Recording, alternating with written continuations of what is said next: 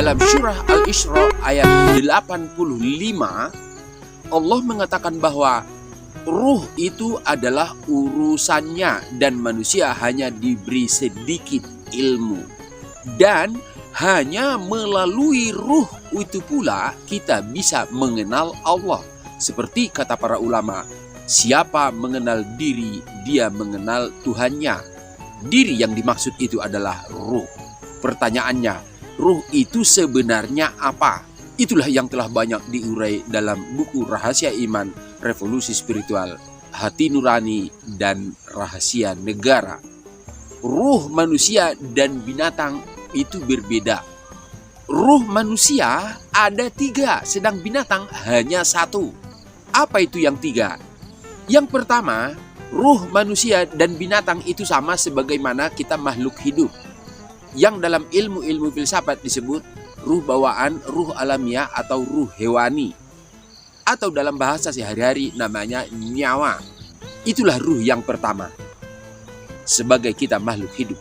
Dan ruh yang kedua sebenarnya adalah iblis, yang Allah kutuk menjadi godaan-godaan jahat dalam pikiran, kemudian menjadi setan, dan di zaman Rasulullah menjadi hawa nafsu, dan di zaman sekarang dia adalah diri, jiwa, ataupun pikiran. Itulah ruh yang kedua. Dan ruh yang ketiga adalah hati nurani atau suara hati. Dan ruh yang ketiga itu pula lah yang bisa menerima niat, yang bisa menyambungkan kita kepada Allah. Itu sebab kenapa ketika kita menuliskan niat, ruh yang ketiga itu akan menerimanya, dan dialah yang menyampaikan segala permohonan kita kepada Allah. Dan dia pula lah yang membimbing kita menjalani perjalanan hidup. Jadi Allah membimbing setiap pribadi itu, bukanlah Allahnya yang langsung, tetapi Allah membimbing ruh yang kita bekali niat itu.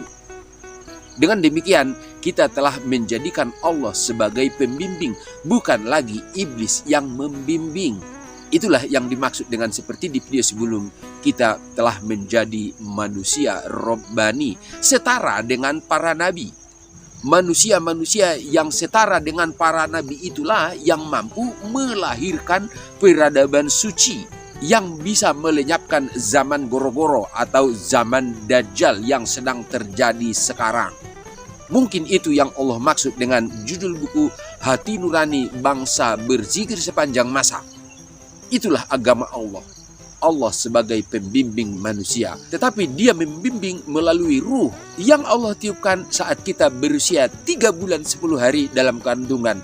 Dan ruh itu sendiri di masa itu telah bersumpah untuk mengabdi kepada Allah. Berarti dengan mengenal ruh yang ketiga itu berarti kita telah mengenal Allah. Itulah agama Allah.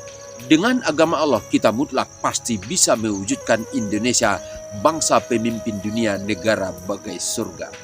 Kepada yang terhormat para pemirsa, para netizen, mohon sebarluaskan ini agar sampai kepada para ahli ulama dan saudara sebangsa kita agar kita wujudkan bersama. Terima kasih. Assalamualaikum warahmatullahi wabarakatuh.